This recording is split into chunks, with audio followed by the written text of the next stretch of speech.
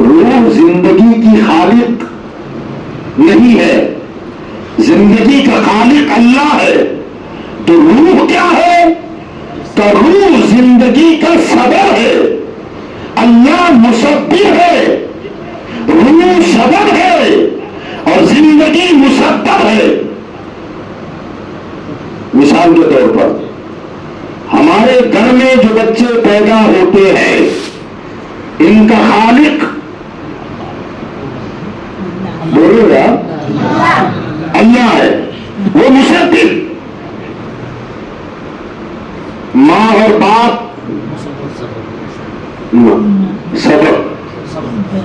جو بچہ پیدا ہوا وہ مسبب. وہ اب ماں باپ کے بغیر بچہ پیدا ہو سکتا ہے؟ جب تک ماں باپ کا ملاپ نہ ہو تب تک بچہ نہیں ہو سکتا. ماں باپ بچے کی خالق نہیں ہے، یہ سمجھ لینا. اب تو آپ کو وہ سمجھ میں بات آئے گی کہ وہ زندگی کی خالق سبب ہے، وہ زندگی کا. تو ماں باپ بچے کا پیدا ہونے کا سبب ہے، خالق نہیں. تو ماں باپ کے ملاپ کے بغیر بچہ نہیں ہو سکتا، نہیں ہو سکتا. مگر اللہ چاہے تو کیا بات ہے، بہت خوب، کیا بات خوب. خالی عورت دعا مانگتی رہے مجھے بیٹا دے، شادی نہیں کروں گی، بیٹا دے، مل جائے گا؟ نہیں ملے گا. کا صبر اختیار کر، کسی کو شوہر بنا اور پھر ملاپ کر تو ملے گا سبب کے ذریعے. مگر میں خالق ہوں بغیر مرد کے. جناب عیسیٰ کو خالی مریم سے پیدا کر دیا. باپ سبب تھا، اللہ نے چاہا تو بغیر مرد کے خالی عورت سے جناب عیسیٰ کو پیدا کر دیا. اب اگر عورت یہ سمجھے کہ نہ میرے بغیر تو نہیں نہ ہو سکتا، تو اللہ نے فرمایا کہ خالی مرد سے بھی کر سکتا ہوں. حضرت حوا کو پیدا کیا تو عورت نہیں تھی، آدم سے حوا کو بنایا. فرمایا مرد یہ نہ سمجھے کہ میرے بغیر نہیں ہو سکتا، عورت یہ نہ سمجھے کہ میرے بغیر نہیں ہو سکتا. میں خدا ہوں، رب ہوں، مالک اور خالق ہوں. میں عورت اور مرد دونوں کے بغیر آدم کو پیدا کر دیا ہے. تو خالق ہو، اللہ خالق ہے. فرمایا جب تک عورت مرد کا سبب نہ ہو تب تک مسبب نہیں وجود میں آتا. فرمایا یہ سبب ہے اور میں چاہوں تو مرد کے بغیر عیسیٰ کو پیدا کر دوں، اور چاہوں تو عیسیٰ کے عورت کے بغیر خالی مرد سے جناب حوا کو پیدا کروں، اور میں چاہوں تو عورت و مرد کے بغیر آدم کو پیدا کروں. تو فرمایا بغیر سبب کے یہ کر سکتا ہوں. تو روح تیری زندگی کا سبب ہے، روح زندگی کا سبب ہے. تو جب میں بغیر ماں باپ اور اللہ کی شان کو دیکھو، جب تک مرد و عورت کا ملاپ نہیں ہوتا اولاد، اور ہزاروں دن آپ کو مل جائیں گے. شادی ہو گئی، 10 سال ہو گئے، اولاد ہی نہیں ہے. اگر مرد و عورت کے ملاپ ہی سے بچے ہوتے، وہی خالق ہوتے، تو دنیا میں کوئی جوڑا بے اولاد نہ ہوتا. اللہ نے کئی جوڑوں کو بے اولاد رکھا تاکہ اللہ کی قدرت کو مانے لوگ. تم سمجھتے ہو کہ تمہارے ملاپ سے بچے پیدا ہوتے؟ فرمانا مر جاؤ گے، بھٹے ہو جاؤ گے. میں نہ چاہوں تو کچھ نہیں ہوگا. اور سمجھے کہ میرے بغیر نہیں ہوتا. اللہ فرماتا میری قدرت کو مان. ارے تو تیرے بغیر کیا، میں نے کر کے دکھا دیا ہے. مرد سمجھے کہ میرے بغیر نہیں ہوتا تو جناب عیسیٰ کو پیدا کر کے دکھا دیا ہے. اور مرد اور عورت دونوں مل کے یہ ڈینگے مارے کہ ہمارے بغیر کچھ نہیں ہوتا، تو اللہ فرماتا میں نے تو مٹی سے آدم کو بنا دیا ہے. تمہاری حیثیت کیا ہے؟ یہ اللہ کی شان ہے. تو وہ جب بغیر عورت و مرد کے انسان پیدا کر سکتا ہے، بنا سکتا ہے، یہ سبب ہے نا عورت و مرد. فرمایا ایسے ہی روح تمہاری زندگی کی خالق نہیں، سبب ہے اور وہ بغیر سبب کے بھی مسبب کو قائم رکھ سکتا ہے. اس پر قادر ہے کہ نہیں اللہ؟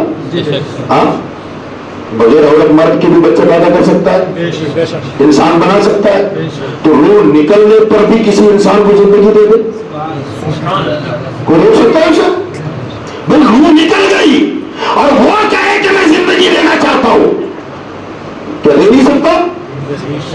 یاد رکھیے گا، سبب جو ہوتا ہے نا، بھوک لگتی ہے تو کیا کرتے ہیں؟ جو کھانا کھاتے ہیں وہی بولنا. آپ کے علاقے میں کھانا کھاتے ہو نہیں؟ جی نہیں کھاتے ہو تو میں بھی اپنا مکان میں بنا لوں، کمانے مانے ٹینشن نکل گیا. کھاتے ہیں نا کھانا؟ کب کھاتے ہیں؟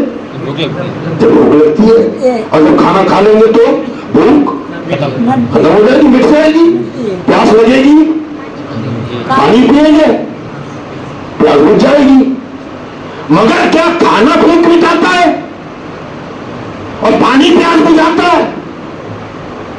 نہ، یہ سبب ہے. کھانا پانی بھوک پیاس مٹانے کا اور کوئی زہر پی لے تو کیا ہوتا ہے؟ مر جائیں گے. تو زہر موت دیتا ہے؟ نہ، یہ سبب ہے. اللہ چاہے تو کھانے سے موت دے دے، زہر سے زندگی دے دے.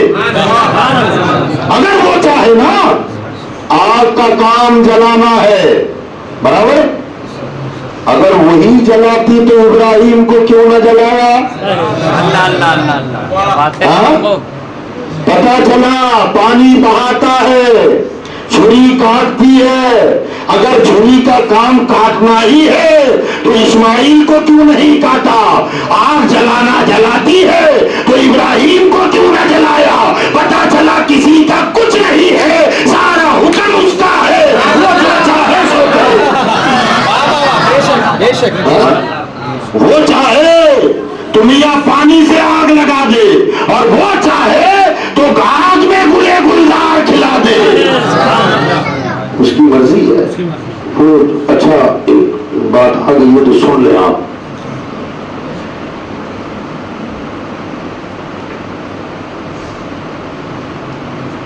دوسری پڑھی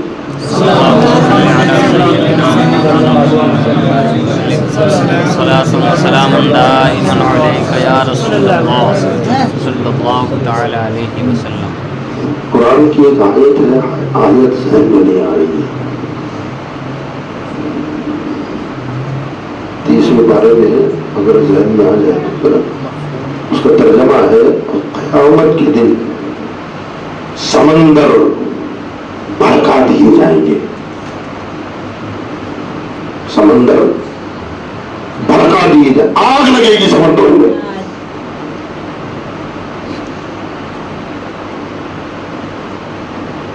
اور ہوگا ایسا. 30ویں پارے میں وَإِذَا الْبِحَارُ سُجِّرَتْ. وَإِذَا الْبِحَارُ سجرت. بحار یہ بحر کی جمع ہے، اور بحر کہتے ہیں دریا اور سمندر کو. سجرت، آگ لگا دی جائے گی، سمندر بھڑکیں گے. اور جیسے طوفان آتا ہے، طوفان ابھی آئے تھے نا پچھلے دنوں، ایسے جب آگ بھڑکے گی نا سمندر میں، اب وہ کنارے پھلان کر نکلے گی. آتش سیال، بہتی ہوئی آگ. اب یہ قرآن کہہ رہا ہے وَإِذَا الْبِحَارُ سُجِّرَتْ، سمندر بھڑکیں گے. عقل میں آتی ہے؟ آگ، پانی آگ کو بجھاتا ہے، اور قرآن کہتا ہے کہ وہ آگ ہی ہو جائے گا. ہے نا تعجب کی بات؟ مگر میں اب آپ کو بتاتا ہوں، تعجب اس پر نہیں ہے کہ اس میں آگ کیسے لگے گی. تعجب اس پر ہے کہ وہ ابھی پانی کیوں ہے، وہ ابھی پیاس کیسے بجھا رہا ہے. تعجب اس پر ہے. جو لڑکے پڑھے لکھے ہیں وہ جانتے ہیں کہ پانی 2 گیسوں کا مجموعہ ہے. یہ ہمارے ڈاکٹر صاحب بھی ہیں. Hydrogen oxygen. ہائیڈروجن کا کام کیا ہے؟ بھڑکانا، بھڑکتا ہے وہ. اور آکسیجن اس پہ اگر لگ جائے بھڑکا ہوگا. ہائیڈروجن پہ آکسیجن لگا دو آپ. یہ دونوں متضاد چیزیں، اگر جہاں یہ دونوں جمع ہو آگ لگے گی. ہائیڈروجن آکسیجن جمع ہو جائے تو آگ کا بھڑکا ہوگا. قیامت میں وہ اصلی حالت میں آئیں گے. اور یہ پانی میں ہائیڈروجن آکسیجن دونوں کا مجموعہ ہے تو پانی ہے. قیامت میں بھڑکے گا، تعجب اس پر نہیں ہے. آج دونوں کو ملا کے جس خدا نے رکھا ہے، مولا تیری عظمتوں کے ہم قربان جاتے ہیں. ہائیڈروجن آکسیجن کو جمع کر کے رکھ دیا ہے اور اسی سے آگ بجھوا رہا ہے.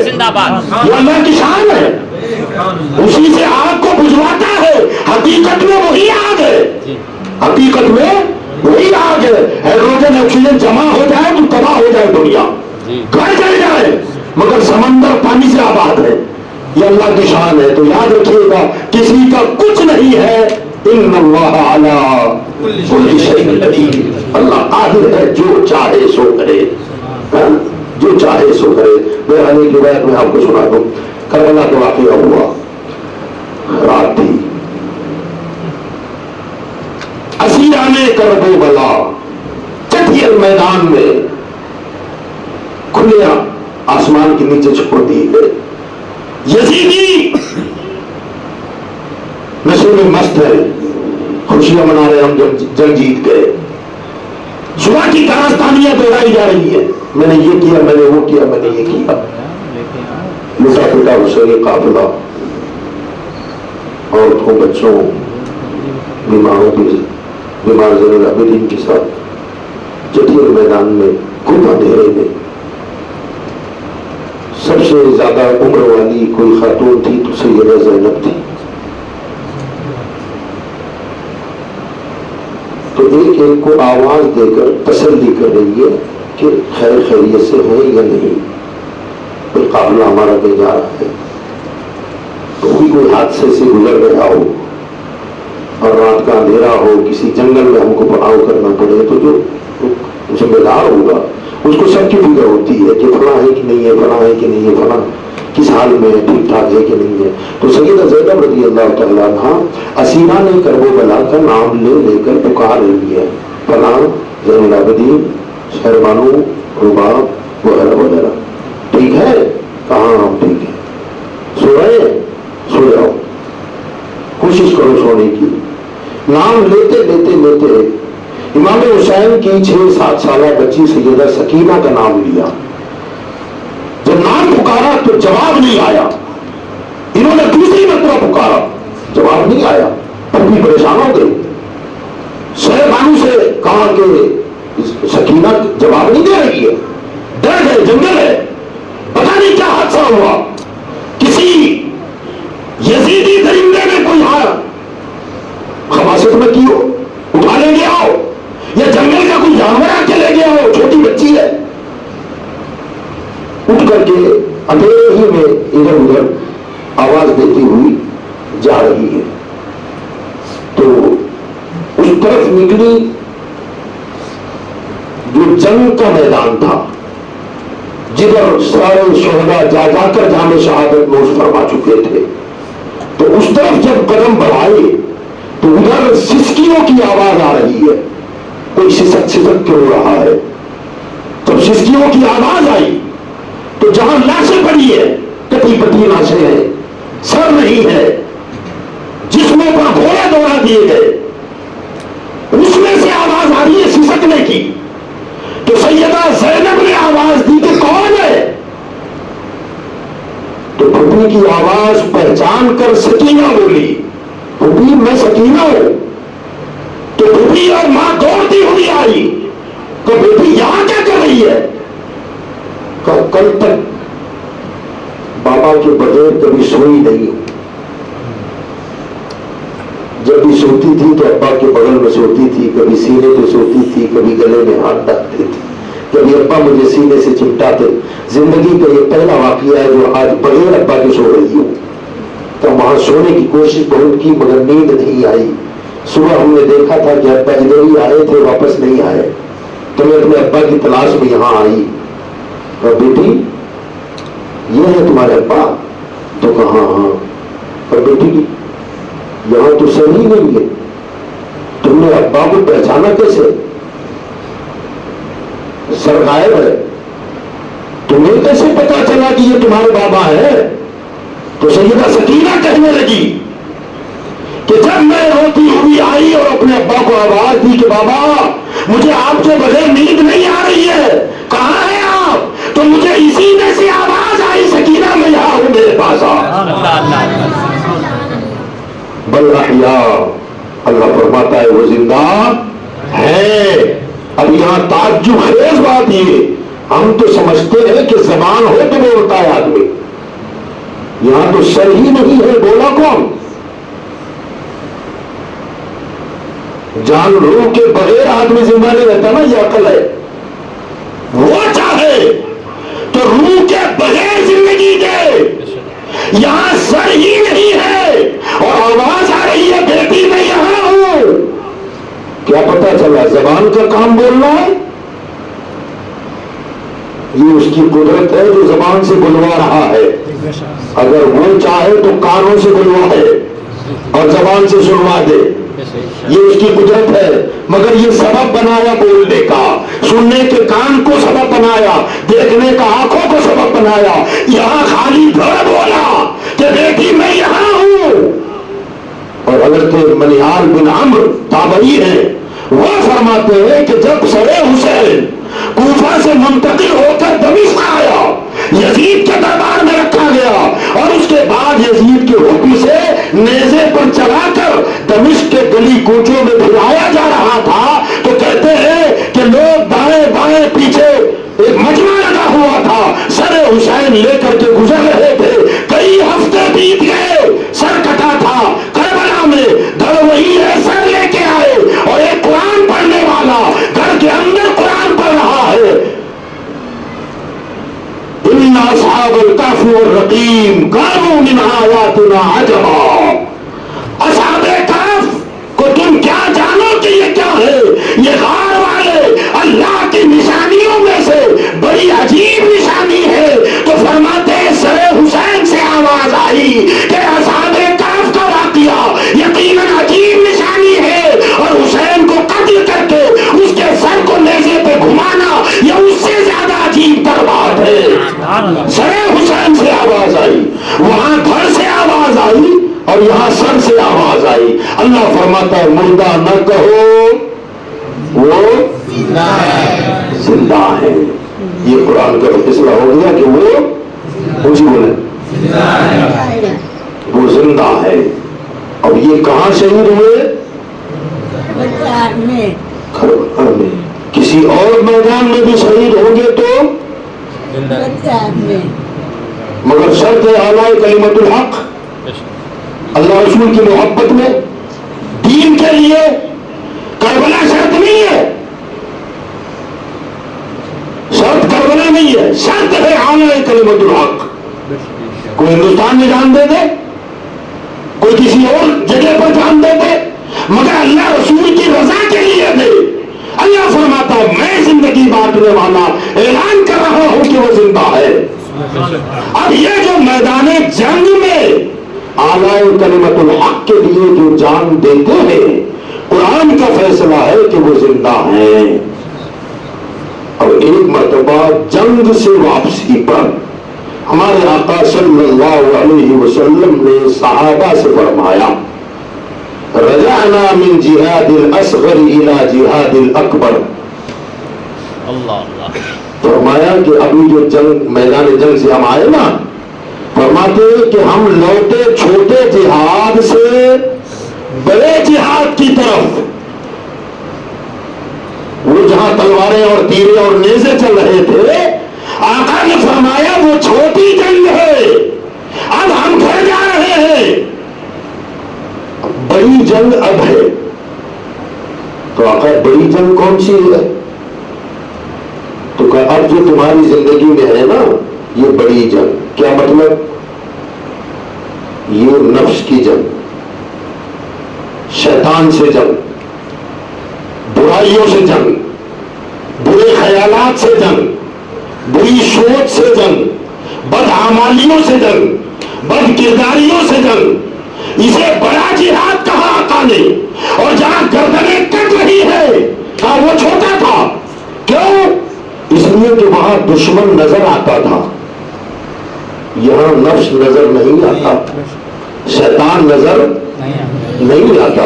वहां दुश्मन पर वार करो तो कट जाएगा, मर जाएगा।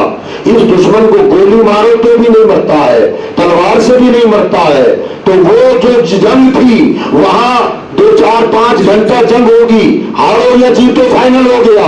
मगर ये जंग का मामला ऐसा है कि 2-5 घंटे में खत्म नहीं होती, बल्कि मुसलसल लड़ना पड़ता है। फजर में भी लड़ना पड़ेगा, जोहर में भी लड़ना पड़ेगा, असर में भी लड़ना पड़ेगा, मगरिब और इशा में लड़ना पड़ेगा। नींद का गलबा होगा। रात को 2 बजे सोया था, फजर की अजान होगी, ना यार नींद आ रही है, बाद में देखा जाएगा। ये जंग है, आपने रजाई वो छोड़ दी और कहा ना मुझे मस्जिद जाना है, गोया ये जंग कर रहे हैं। जोहर में कारोबार खुला हुआ है, अजान हो गई, एक तबीयत चाह रही है जाओ नमाज को, मगर नफ्स कह रहा है ना यार गराई की क्या टाइम है, अब कहाँ जाएगा, छोड़। मगर आपने दुकान छोड़ दी, मस्जिद में आ गए, जंग लड़ रहे हैं, अब कारोबार हो रहा है। कोई बंदा आ गया, सीधा साधा आदमी है, नोटों की समझ नहीं है, माल के भाव का पता नहीं है, उसने अंदाजे से कह दिया ये माल दे दे। आपने देखा 1000 रुपए का सामान है, 2000 भी देके चला जाएगा।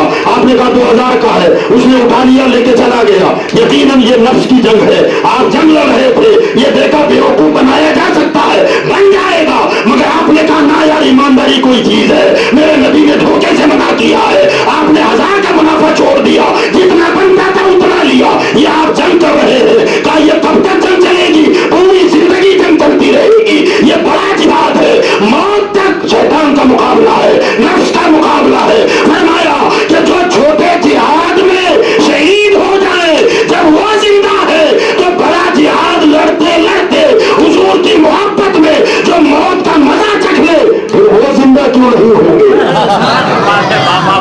वो जिंदा क्यों नहीं होंगे? तो आप अपनी बात को समझने की कोशिश करें कि करबला में छोटे जिहाद में जो शहीद हुए वो जिंदा है। और आज जिसका जश्न मनाया जा रहा है, ताजदारे अहले सुन्नत सरकार मुफ्ती आजम वो है जो बड़े जिहाद में शहीद हुए हैं। जब करबला वाले जिंदा है तो बरेली वाला भी जिंदा है, क्योंकि वो छोटा जिहाद था और ये जिहाद नफ्स की कैसी कैसी जंगें उन्होंने की है, उस पर बहस का टाइम नहीं है। मुख्तसर इतना बता दो, मूतू कब्ल अन तमूतू। क्या बात है, क्या फरमाया? मर जाओ, कब पर? मौत से पहले ना जाओ, मौत से कैसे मरेगा आदमी? हदीस में सरकार ने फरमाया मूतू कब्ल अन तमूतू, मौत से पहले मर जाओ। और मौत से पहले अगर तू मर गया ना तो मौत से नहीं मरेगा, जो मौत आएगी उससे नहीं मरेगा। इकबाल ने भी एक जगह कहा, इस तरह इशारा किया है, वो अगर खुद करो खुद न करो, खुद गिर खुदी हो, अगर खुद करो खुद न करो, खुद गिर खुदी, ये भी मुमकिन है कि तुम मौत से भी मर न सके। ये भी मुमकिन है कि तुम मौत से भी मर न सके, ये मुमकिन है। क्या ये मुमकिन कब होगा? मौत से पहले मर जाओ। तो मौत से पहले कैसे मरेगा कोई? तो कुरान में अल्लाह क्या फरमाता है? कुल्लु नफ्सिन ज़ाइक़तुल मौत। किसको मौत का मजा चखना है? हर नफ्स को। तर्जमा करते हैं हर जान को, मगर कुरान के जुमले क्या है? हर नफ्स को मौत का मजा चखना है। और बंदा वली बनता ही उस वक्त है जब नफ्स को मार देता है। जब नफ्स उसका मरता है तब हिदायत मिलती है।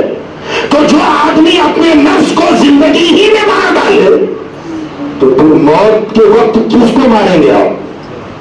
वो तो पहले ही मारा जा चुका है ना, नफ्स को रगड़ कर उसका जनाजा निकाल दिया।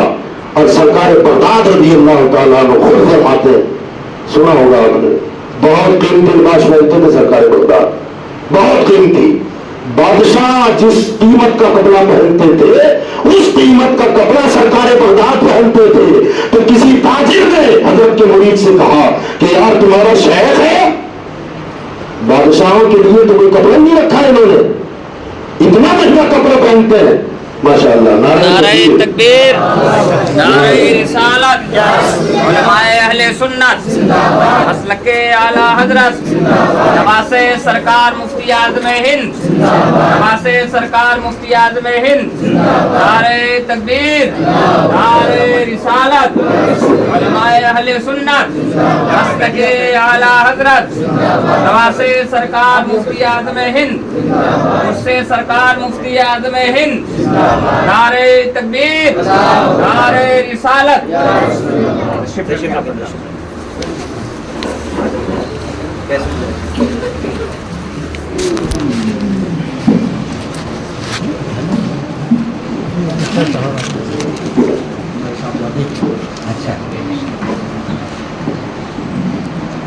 ماشاء اللہ ہمارے آپ کے درمیان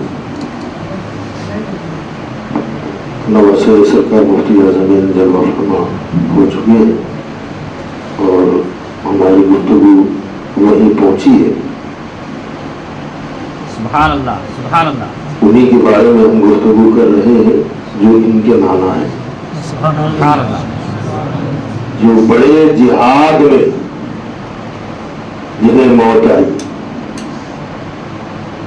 سرکار مفتی اعظم ہند علیہ الرحمہ، میں بتا رہا تھا سرکار بغداد کا بڑا قیمتی لباس پہنتے تھے. اعتراض کرنے والے نے اعتراض کیا، پتہ چلا تو حضرت نے فرمایا کہ ہمارے پیغمبر صلی اللہ علیہ وسلم کا فرمان تم نے نہیں پڑھا. آقا فرماتے ہیں کہ اپنے میتوں کو اچھے کفن دیا کرو، قیمتی کفن پہنایا کرو کہ وہ دوسری میتوں میں فخر کرتا ہے. فرمایا جو ایک مرتبہ مر جائے اسے اچھا کفن دینا ہے تو عبد القادر ایک مرتبہ نہیں کم از کم 1000 مرتبہ مر چکا ہے. اگر میں اچھا کپڑا پہنوں تو اس میں حرج کیا ہے؟ حالانکہ یہ کب کی بات ہے؟ سرکار بغداد زندہ ہے، باحیات ہے، مگر آقا فرمائے کہ میں 1000 مرتبہ مر چکا ہوں. تو کیا مرا ہے؟ جب آپ بول رہے ہیں تو مرا کیا؟ ظاہر بات ہے نفس مرا ہے، اور جس کا نفس زندگی میں مر جائے پھر وہ موت کے بعد بھی مرتا نہیں ہے، اللہ اسے حیات جاویدانی عطا فرما دیتا ہے. سرکار مفتی اعظم ہند علیہ الرحمہ، اللہ اکبر، بلکہ سید ابو الحسین احمد نوری نے سرکار مفتی اعظم کی ولادت کے 6 مہینے کے بعد کئی جملے جو فرمائے تھے ان میں سے ایک جملہ یہ تھا، اعلیٰ حضرت سے کہنے لگے مولانا یہ بچہ فنائیت کے اعتبار سے محی الدین جیلانی ہے. فنائیت جیسے عبد القادر جیلانی بغدادی رضی اللہ تعالیٰ عنہ فنا فی الرسول اور فنا فی اللہ تھے. فرمایا اس اعتبار سے یہ محی الدین جیلانی ہے. 6 مہینے کے بچے کو فنا کے اعتبار سے فرما رہے کہ وہ محی الدین جیلانی ہے، اسی لیے حضرت کے نام میں یہ بھی شامل ہے. فرمایا برکتوں کے اعتبار سے ابو البرکات ہے. مفتی اعظم کا نام ابو البرکات محی الدین جیلانی محمد مصطفیٰ رضا ہے. سبحان اللہ، سبحان اللہ. مفتی اعظم سنتے ہو نا، ان کا پورا نام کیا معلوم ہے؟ نام ہے ابو البرکات محی الدین جیلانی محمد مصطفیٰ رضا خان. سبحان اللہ، سبحان اللہ. یہ نام ہے. سنا دوں کیسے کیسے ہوئے؟ سنا دوں جی. سرکار رومی میاں نے فرمایا برکتوں کے اعتبار سے ابو البرکات، اعلیٰ حضرت نے اسی کو قبول کر لیا. فنائیت کے اعتبار سے محی الدین جیلانی. اچھا یہ چھوٹ رہا ہے آل رحمان، کیا بات ہے، سبحان اللہ. محی الدین جیلانی آل رحمان محمد مصطفیٰ رضا خان. یہ نام ہے. انہوں نے کہا صلاحیت کے اعتبار سے محی الدین جیلانی ہے. اور اعلیٰ حضرت فرماتے کہ میں مہرڑا میں تھا, میں نے خواب دیکھا آسمان کا چاند نیچے اتر رہا ہے اور حجم اتنا بڑا ہے کہ کئی زمینیں اس میں سمٹ جائے. میں حیران تھا کہ اتنا بڑا اترے گا کہاں, مگر جیسے جیسے قریب آتا گیا وہ چاند سمٹتا چلا گیا, اتنا چھوٹا ہوا کہ احمد رضا کی گود میں آ گیا. فرماتے میری آنکھ کھلی, میں نے جلدی سے وضو کیا کہ میں نے ایسا خواب کیسے دیکھا ہے, اور وضو کر کے میں قرآن پاک کے پاس گیا. قرآن کو جیسے ہی کھولا تو سامنے سورہ رحمان تھی. اب میں نے خواب کی تعبیر یہ نکالی کہ یہ جو چاند سمٹ کر میری گود میں آیا ہے, احمد رضا یہ تیرے گھر میں جو بچہ پیدا ہوا ہے یہ ولایت کا مہتاب ہوگا. سورہ رحمان کھلا ہے تو اس سے میں یہ سمجھتا ہوں اس بچے کا نام ہی آل رحمان ہو جائے. رحمان والا مطلب ہوتا ہے, آل کا مطلب ہمیشہ اولاد نہیں ہوتا, بیٹا نہیں ہوتا. آل رحمان اس اعتبار سے آل رحمان ہو گیا. اور فرمایا میرے آقا کے نام کی نسبت کی وجہ سے اس کا نام محمد رکھا. کیا رکھا؟ اسی نام پہ عقیقہ ہوا. دنیا دیکھ رہی ہے باپ نے بیٹے کا نام برکت پانے کے لیے محمد رکھا, مگر حقیقت یہ ہے کہ یہ نام رکھ کر اعلیٰ حضرت نے اپنے بیٹے کی عمر کا تعین کر دیا. سبحان اللہ, سبحان اللہ. محمد کے عدد کتنے؟ 92.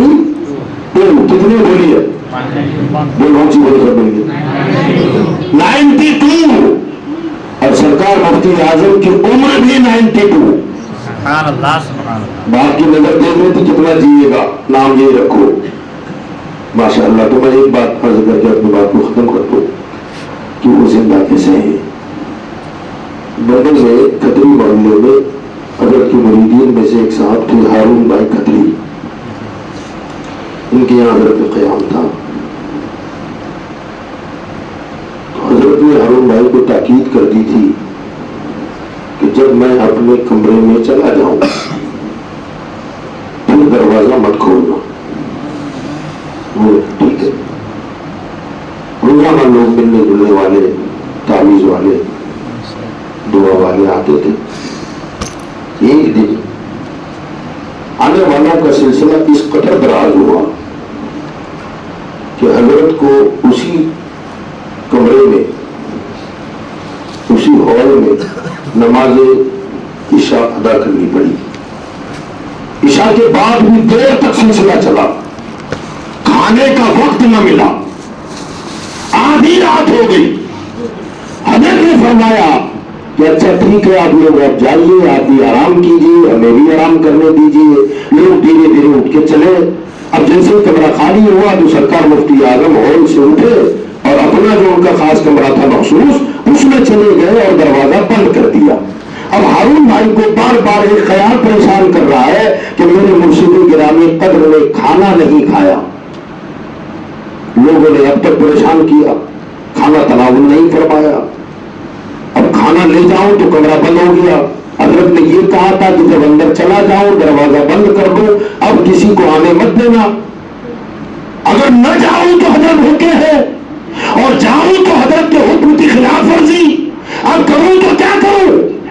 مگر ہوا یہ کہ محبت غالب آ گئی کہ میرے گھر میں میرا پیر بھوکا رہ جائے, بھوکا سو یہ مجھے گوارا سوئے, یہ گوارا نہیں ہے. وہ ایک کم سے کم کھانا نہ کھائے, دودھ کا پیالہ گرم کر کے, اتنا دودھ ہی نوش فرمانے کے بہتر ہے.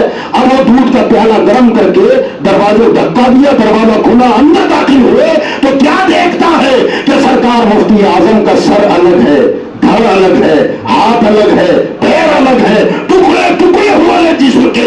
اب ایک ہی لمحے میں ذہن میں خیال آیا کہ میرے مرشد کو میرے گھر میں کسی نے قتل کر دیا ہے. برداشت نہ کر سکا, ہاتھ کا پیالہ چھوٹا, بے ہوش ہو کے زمین پر گر پڑا.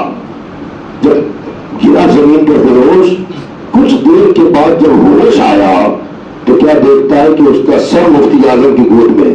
سبحان اللہ, سبحان اللہ. تو سارے گھر والے بھی آئے. حضرت نے کچھ پڑھ کے دم کی, آنکھ کھلی تھی, اب وہ ہکا بکا رہ گیا. پہلے کا جو منظر تھا اور اب کا منظر تھا کافی ڈفرینٹ فرق پڑ گیا. حضرت نے مسکرا کر فرمایا حکم کی خلاف ورزی نہیں کرنی چاہیے ہارون. کہ تم نے جو دودھ لائے تھے وہ تو قالین پی گیا, اب میرے لیے کوئی دوسرے دودھ کا انتظام کر دے. تو وہ اٹھ کر تسلیم میں چلا گیا بیچارہ کیچڑ میں, اور دودھ گرم کرنے میں لگا, مگر ہاتھ ذہن پہ ہتھوڑے پہ گئے کہ یہ معاملہ کیا ہے. اب جب وہ دودھ گرم کر کے لے کے آئے, حضرت نے اسے پیا اور پی کے گھر والوں سے فرمایا آپ لوگ جاؤ, ہارون بالکل خیریت سے ہے, ابھی تک اسی کی طبیعت کی فکر تھی سب کو, کہ جاؤ ہارون برابر ہے. اب وہ سارے چلے گئے, تب حضرت نے فرمایا کہ بیٹا سلطان الاذکار ایک ذکر ہوتا ہے اور اس کی ضرب وہ ہوتی ہے کہ اگر سلطان الاذکار کی ضرب کسی پہاڑ پہ لگا دی جائے تو پہاڑ بھی ریزہ ریزہ ہو کے بکھر جائے. ہم اس ذکر کو کرتے ہیں اور اسی ذکر کی ضرب سے ہم بھی بکھر جاتے ہیں, مگر اللہ کا کام ہمیں سمیٹ لیا کرتا ہے. وہ ذکر کی ضرب بھی جو تو نے مجھے بکھرا ہوا پایا, اور یہ اس کا کام ہے جو اب میں سلامت ہوں. اب اس کی گردن بھی الگ ہو, تھوڑا الگ ہو, ہاتھ پیر الگ ہو, اسے زندہ کہو گے کہ مردہ کہو گے؟ مر گیا نا, مگر آنکھوں سے دیکھا ہے, سب کچھ کٹا پٹا پڑا ہے, مگر کچھ ہی دیر کے بعد دیکھا تو وہی گود میں لے کے سنبھال رہے ہیں.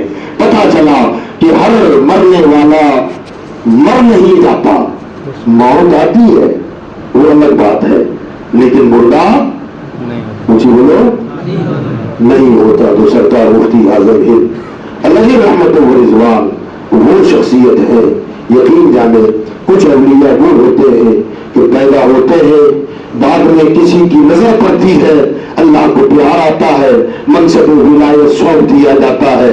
کبھی ایسا ہوتا ہے کہ بندہ خود کسب کرتا ہے, عبادت ریاضت خلوص کے ساتھ کرتا ہے, اللہ کو پیار آتا ہے, ولایت سونپ دی جاتی ہے, مگر بندہ پہلے پیدا ہوتا ہے تب ولی بنتا ہے. مفتی اعظم ان ولیوں میں ہے جو پہلے ولی بنے ہیں, پیدا بعد میں ہوئے ہیں, یہ پیدائشی ولی ہے. اللہ تعالیٰ ہم کو آپ کو سرکار مفتی اعظم ہند علیہ رحمت و رضوان کے فضول و برکات سے مالا مال کرے. وآخر دعوانا الحمد للہ رب العالمین.